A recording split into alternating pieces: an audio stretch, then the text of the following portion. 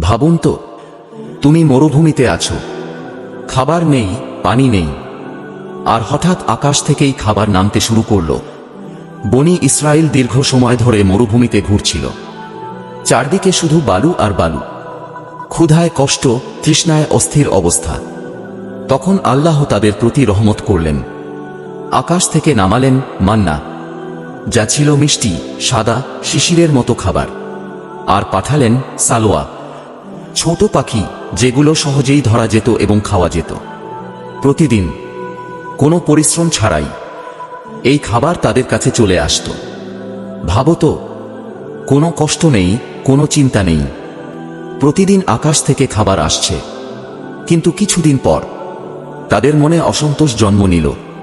তারা বলল, আমরা এই একই খাবার আর খেতে চাই না, আমাদের সবজি, ডাল, ভিন্ন খাবার দরকার। তারা আল্লাহর এই বিশেষ নিয়ামতের কদর করল না।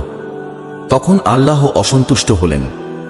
যে জাতির জন্য আকাশ থেকে খাবার নেমে আসত, তারা সেই নিয়ামতকেই ছোট করে দেখল, এবং ধীরে ধীরে এই বিশেষ নিয়ামত তাদের থেকে উঠিয়ে নেওয়া হলো।